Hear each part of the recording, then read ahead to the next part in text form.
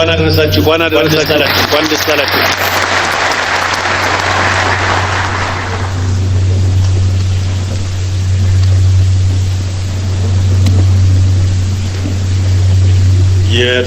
የተከበሩ አቶ ቴዎድሮስ ምህረት የጠቅላይ ፍርድ ቤት ፕሬዝዳንት፣ የተከበሩ ዶክተር እንደሻው ጣሰው የማዕከላዊ ኢትዮጵያ ክልል ርዕሰ መስተዳድር፣ የተከበራችሁ የሁሉም ክልል ርዕሳነ መስተዳድሮች፣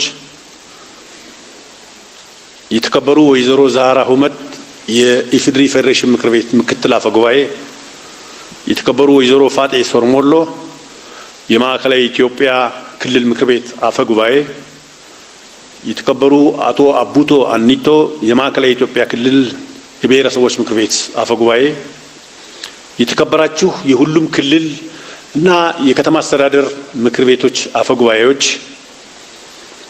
የተከበራችሁ ሚኒስትሮች፣ ኮሚሽነሮች እንዲሁም ከፍተኛ የፌዴራል መንግስት የሥራ ኃላፊዎች፣ የተከበራችሁ የሀገር መከላከያ ሰራዊት ጀነራል መኮንኖች፣ የፌዴራል ፖሊስ ከፍተኛ አመራሮች፣ የተከበራችሁ የፌዴሬሽን ምክር ቤትና የሕዝብ ተወካዮች ምክር ቤት አባላት፣ የተከበራችሁ የሃይማኖት አባቶች፣ አባገዳዎች፣ ሀደ ሲንቄዎች እንዲሁም የሀገር ሽማግሌዎች፣ የተከበራችሁ የበዓሉ አዘጋጅ የማዕከላዊ ኢትዮጵያ ክልል ነዋሪዎችና የማዕከላዊ ኢትዮጵያ የተለያየ ደረጃ አመራሮች፣ ጥሪ የተደረገላችሁ እንግዶች፣ ክቡራትና ክቡራን፣ ከሁሉ አስቀድሜ የብዝሃነት ተምሳሌት ትንሿ ኢትዮጵያ በሆነችው የተፈጥሮ ጸጋ በታደላችሁ ለኢንቨስትመንትና ቱሪስት መዳረሻ ውብ ተፈጥሯዊ ማራኪ ባህላዊ መገለጫ በተሞላችው የአስሩ ብሔሮች ብሔረሰቦችና ሕዝቦች በፍቅር በአንድነት በአብሮነትና በመተሳሰብ ተጋምደው በከተሙባት በለምለሟ ማዕከላዊ ኢትዮጵያ ክልል መናገሻ በሆነችው በዚች በሆሳና ከተማ ተገኝቼ ይህንን መልእክት እንዳስተላለፍ እድል ስላገኘው የሰማኝን ልባዊ ደስታ እየገለጽኩ እንኳን ለ20ኛው የኢትዮጵያ ብሔሮች ብሔረሰቦችና ሕዝቦች በዓል አደረሳችሁ፣ እንኳን አደረሰን ማለት እፈልጋለሁ። ክቡራትና ክቡራን፣ የኢትዮጵያ ብሔሮችና ብሔረሰቦች ሕዝቦች ቀን በዓል ሆኖ እንዲከበር የኢፌዴሪ ፌዴሬሽን ምክር ቤት ሲወስን ዓላማው ብሔሮች ብሔረሰቦችና ሕዝቦች እሴቶቻቸውን፣ ልምዶቻቸውን፣ ባህሎቻቸውን በመለዋወጥ ብዝሃነታቸውን መሰረት አድርገው ህብረ ብሔራዊ ዲሞክራሲያዊ አንድነታቸውን እንዲያጠናክሩ በማድረግ ለዘላቂ ሰላም፣ ለፈጣን ልማት እና ኢኮኖሚያዊ እድገት እንዲነሳሱ ማድረግና በህገ መንግስቱና በፌዴራል ስርዓቱ ዙሪያ የዜጎችን ግንዛቤ በማጎልበት አገራዊ መግባባት እንዲፈጠር ማስቻል ነው።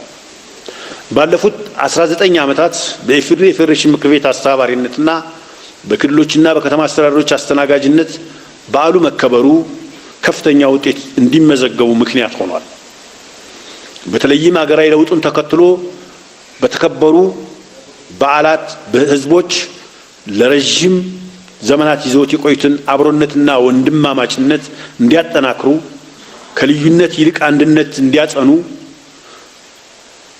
አስተናጋጅ ክልሎች ከፍተኛ የሆነ የገጽታ ግንባታና የኢኮኖሚ መነቃቃት እንዲፈጥሩ፣ በህገ መንግስቱ በፌዴራል ስርዓቱ ዙሪያ ግንዛቤ እንዲያጎለብቱ ሰፋፊ ስራዎች ተሰርተዋል። በዚህም ትርጉም ያለው ውጤት ተገኝቷል ተብሎ ይታሰባል። የተከበራችሁ እንግዶች፣ ክቡራትና ክቡራን፣ 20ኛው የኢትዮጵያ ብሔሮች ብሔረሰቦችና ሕዝቦች በዓል ከልማትና ከዲሞክራሲ ስርዓት ግንባታ ጋር ቀጥታ ግንኙነት ያላቸው ታላላቅ አገራዊና ክልላዊ ሁነቶች ታጅቦ የሚከበር መሆኑ የዘንድሮውን በዓል የተለየ ያደርገዋል።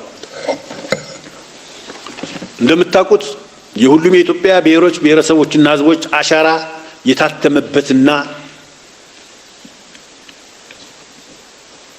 ህብረ ብሔራዊ አንድነታችንን መጋመዳችንና መናበባችንን ያሳየንበት ዳግማዊ አድዋችን የሆነው ታላቁ የኢትዮጵያ ህዳሴ ግድብ ተጠናቆ የተመረቀበት የአዳዲስ ሜጋ ፕሮጀክቶቻችን እቅዶች የተበሰሩበትና አዲስ የተጀመሩበት ዓመት ላይ የሚከበርና ኢትዮጵያ በማንሰራራት ጉዞ ላይ ሆና የምታከብረው በዓል በመሆኑ የዘንድሮ በዓል ልዩ ነውና እንኳን ደስ አላችሁ ማለት ፈልጋለሁ።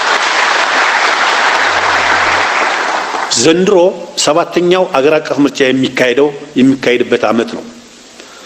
ምርጫው በህዝቦች ሰፊ ተሳትፎ ሰላማዊ፣ ፍትሃዊ፣ ተአማኒነት ያለው ነው እንዲጠናቀቅ መንግስት በከፍተኛ ደረጃ ቁርጠኛ ሆኖ እየሰራ ይገኛል።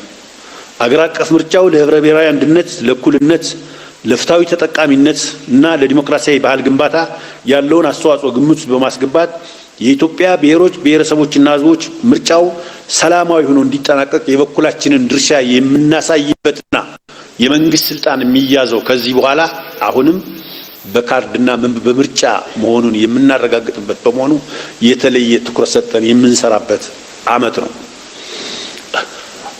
አዘጋጁ የማዕከላዊ ኢትዮጵያ ክልል አገራዊ ለውጡን ተከትሎ ራሳቸውን በራሳቸው እንዲያስተዳድሩ ህገ መንግስታዊ ምላሽ ካገኙት ክልሎች አንዱ መሆኑ የበዓሉ ልዩ ገጽታ ነው።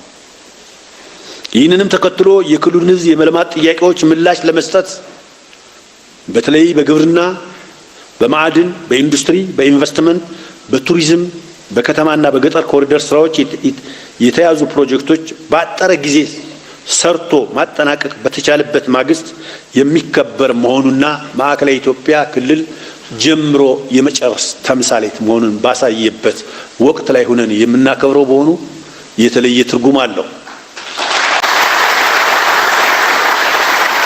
ይህንን በዓል ስናከብር የክልሉ መንግስት ለበዓሉ ያደረገው ዝግጅት እጅግ በጣም የሚደነቅ ነው። በተለይም የተከበሩ ዶክተር እንደሻው ጣሰውና እሳቸው የሚመሩት ካቢኔ ሆሳና ከተማን ለመቀየር 7ቱን ክላስተሮች ለመቀየር ሌት ተቀን 24/7 እየሄዱበት ያለው እንቅስቃሴ እጅግ በጣም የሚደነቅ ስለሆነ እናንተ ፊት እንዳመሰግናቸው ይፈቀድልኝ። 20ኛው የኢትዮጵያ ብሔሮች ብሔረሰቦችና ህዝቦች በዓል ዲሞክራሲያዊ መግባባት ለህብረ ብሔራዊ አንድነት በሚል መሪ ቃል ከህዳር 1 ቀን ጀምሮ በመላ ኢትዮጵያ እየተከበረ ይገኛል። በዓሉ በመላው ሀገራችን በፓናል ውይይት፣ በበጎ ፈቃድ አገልግሎት፣ በህዝብ ለህዝብ ግንኙነት፣ በልዩ ልዩ ኤግዚቢሽኖችና በአደባባይ ትዕይንት ሲከበር ቆይቶ የማጠቃለያ ፕሮግራም በማካሄድ ላይ እንገኛለን። የተከበራችሁ እንግዶች፣ ክቡራትና ክቡራን፣ ኢትዮጵያ የሁሉም ብሔሮች ብሔረሰቦችና ህዝቦች የጋራ ሀገር መሆኗ የማይካድ ሀቅ የማይፋቅ እውነት ነው። እንግዲህ አንዱ ልጅ ሌላኛው የእንጀራ ልጅ የሚሆንበት ስርዓት አይኖርም፣ ወደፊትም አይመጣም። በመሆኑም ፍትሃዊ ተጠቃሚነትና የጋራ ውሳኔ ሰጭነትን እያረጋገጥን የዜጎችን ህብረ ብሔራዊ አንድነት ማጠናከር ይኖርብናል። ህብረ ብሔራዊ አንድነት በብሔሮች ብሔረሰቦችና ህዝቦች የጋራ እሴቶች ላይ የተመሰረተ በአገር ብሔራዊ ጥቅም፣ በህዝብ አንድነት፣ በአገር ህልውና፣ ለአገር ኢኮኖሚ እድገት በአንድነት የመስራትና በፍትሃዊነት የመጠቀም እሳቤ ነው። ኢትዮጵያ ታላቅ ህዝብ ያላት አገር ናት። ትልቅም አገር ናት። በሚመጥናት ልክ አልመን እና ሰርተን ከሚገባት ደረጃ ላይ ለማድረስ በእኛ በአመራሮች እጅ የወደቀች አገር ናት።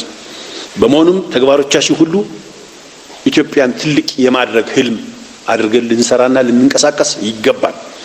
ከአዳዲስ ሁኔታዎች ጋር በመላመድ የተሻለ አቅምን ሰንቀንና ታላላቅ ግቦችን አንግበን እንድንሰራ በዚህ አጋጣሚ አደራ ማለት እፈልጋለሁ።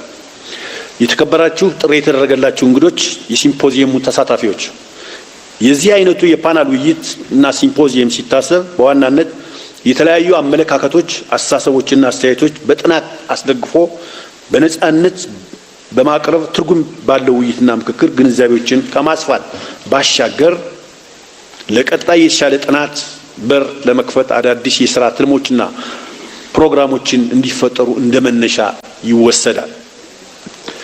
ይህ የፓናል ውይይት እና ሲምፖዚየም በአመት አንድ ጊዜ ብቻ የሚከናወን ሳይሆን አመቱን ሙሉ ለታለመ ያለመታከት መስራት ያለበት አንኳር ስራ ነው። የመስኩ ምሁራንም የዜጎችን ግንዛቤ ከፍ የሚያደርጉ አዳዲስ አካዳሚያዊ፣ ሀቆች በጥናት እየለዩ ማስተማር ማስገንዘብና ማሳወቅ ይጠበቅባቸዋል። በመጨረሻም በዚህ ፓናልና ሲምፖዚየም ላይ በህገ መንግስታዊነት በህብረ ብሔራዊነታችንና በፌዴራል ስርዓታችን መሰረታዊ ጉዳዮች ላይ መልካም የሚባሉ ተሞክሮች እንደምታገኙና እናንተም ለሌሎች በጎ ልምዳቸውን እና ዕውቀታቸውን ሐሳባቸውን እንደምታካፍሉ ያለኝን እምነት እየገለጽኩ መድረኩ በይፋ የተከፈተ መሆኑን አበስራለሁ። በጣም አመሰግናለሁ።